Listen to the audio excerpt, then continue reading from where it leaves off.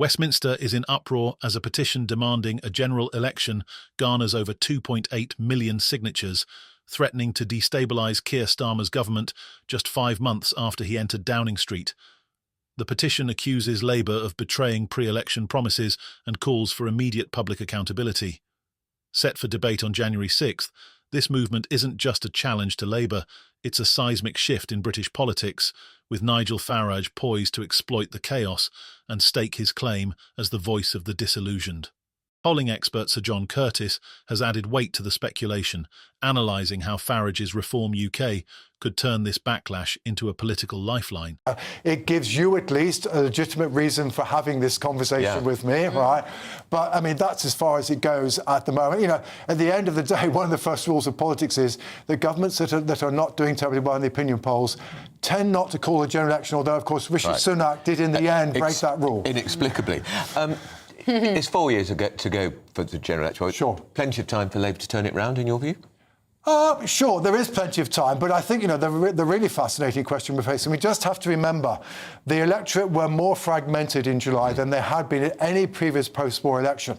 And I think, in a sense, the real question is, if the government doesn't turn it around, and if the Conservative Party doesn't succeed in re-ingratiating itself in the minds of the public, where will the public go? At the moment, at least, one can see with the government's popularity already down, it is indeed Nigel Farage and Reform that are principally profiting. They're now running about 19% in the opinion polls. But, you know, there are also the Liberal Democrats, there are also all the Greens. The point is there are now plenty of other alternatives for the public. And I think one of the things just to bear in mind, Andrew, I don't think we can... I mean, one problem that both Conservative and Labour now face is the Conservatives do have opposition to their right in the case of Reform. Labour do have opposition to their left in the form of Greens. So these parties can no longer simply aim for the centre ground. Their life has become much more complicated for them. And I don't think we can necessarily assume that the Conservative and Labour dominance of the electorate of the most of the post-war period is necessarily going to survive this period. Sir John. The petition, launched by pub owner Michael Westwood, was initially a grassroots effort to hold Labour accountable for perceived broken promises. But with high-profile endorsements from Elon Musk and Sir Michael Caine, it has snowballed into a political juggernaut. Tory leader Kemi Badenoch seized on the uproar during Prime Minister's questions, declaring, "This isn't just a petition, it's a no-confidence vote in Keir Starmer's leadership. The people have spoken, and they want a change." Starmer hit back, attempting to downplay the issue. "We already had a petition. It was called the general election. While some may not like the outcome, this government is focused on governing, not on indulging in theatrics." But the damage was done. Public anger is widespread, cutting across traditional party lines. Some of the constituencies with the most petition signatories are Tory strongholds, signalling dissatisfaction with both Labour and the Conservatives. Reform UK, under Farage's leadership, is rapidly capitalising on this growing frustration. Farage has wasted no time positioning himself as the solution to the nation's political malaise. In speeches and on social media, he has blasted both Labour and the Conservatives as two sides of the same failing coin. Reform UK has already launched campaigns targeting key constituencies, offering voters what Farage describes as a real alternative to the status quo.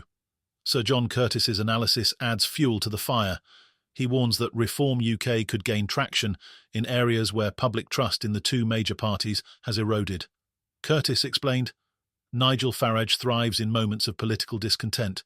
This petition is more than just a call for accountability. It's an indictment of the entire political establishment. Farage has an opportunity here to position Reform UK as the party of change." As Starmer grapples with this domestic turmoil, his government faces another crisis on the international stage. The controversial Chagos Islands Treaty, which seeks to transfer sovereignty of the islands to Mauritius while maintaining a joint UK-US military presence, has become a flashpoint of criticism. With Donald Trump set to return to the White House in January, Labour is racing to finalise the agreement before it potentially collapses under a Republican administration. Critics of the treaty are numerous and vocal. Former Prime Minister Boris Johnson has called the agreement pointless self-mutilation, accusing Labour of surrendering British interests for the sake of appeasing international bodies. Trump ally Marco Rubio has labelled the treaty a serious threat to US security, adding to the mounting international backlash. Farage has seized on this controversy, calling the treaty a betrayal of British sovereignty and using it to bolster his narrative that Labour is out of touch with national priorities. Reform UK has painted the treaty as emblematic of Labour's weakness on the world stage, framing the deal as a capitulation that undermines Britain's strategic interests. Starmer's government is scrambling to salvage the situation. Foreign Secretary David Lammy has defended the treaty, insisting it has broad US support, but reports suggest otherwise. Insiders claim that National Security Advisor Jonathan Powell has been dispatched to Washington in a last-ditch effort to secure the deal before Trump's inauguration. The stakes couldn't be higher, as failure to finalise the treaty would be seen as a major diplomatic failure for Labour. Meanwhile, Trump allies are sending clear signals that Labour's international standing is precarious. Kevin Roberts, a senior figure in Trump's circle, issued a stark warning on GB News about the implications of aligning with the International Criminal Court's arrest warrant for Israeli Prime Minister Benjamin Netanyahu. Roberts declared, "There will be hell to pay for any leader who supports this nonsense." Though not directly related to the Chagos Treaty or the Petition debate, Roberts' comments underscore the pressure mounting on Starmer's government from all sides. The combination of domestic unrest and international challenges is testing Labour's ability to maintain its footing. Farage is using this moment to position himself as the ultimate outsider, ready to challenge the establishment. Reform UK's messaging is resonating in constituencies where dissatisfaction with Labour and the Conservatives is at its peak. The party's grassroots efforts are gaining traction, particularly in areas like Castle Point and Brentwood, where thousands have signed the petition. As the January 6th debate approaches, the stakes are enormous. For Starmer, it represents an opportunity to reclaim control of the narrative or risk further erosion of public trust. For Farage, it's a chance to amplify his comeback and present Reform UK as the only viable alternative to Britain's political stalemate. Speculation is already swirling about the long-term implications of this petition. Will it lead to a leadership challenge within Labour? Could it energise the Reform UK movement into becoming a legitimate electoral force? What's clear is that the political landscape is shifting rapidly, and the fallout from this crisis will shape the months ahead. Starmer has publicly tried to project calm, insisting that his government is focused on delivering real change. But insiders suggest that Labour backbenchers are growing restless, with some questioning whether Starmer has the resilience to navigate this perfect storm. Nigel Farage, meanwhile, is playing the long game, leveraging every misstep by the government to reinforce his narrative of establishment failure. This isn't just about a petition or a treaty, it's about the future direction of British politics. With trust in traditional parties at an all-time low, Farage's outsider appeal could resonate with voters desperate for change.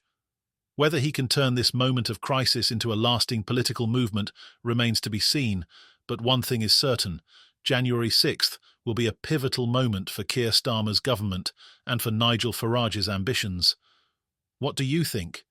Is this the beginning of the end for Keir Starmer's government? Could Nigel Farage turn this political upheaval into his ultimate comeback? Let us know your thoughts in the comments, and don't forget to like, subscribe, and hit that notification bell for all the latest updates on this unfolding drama. Stay tuned. This story is far from over.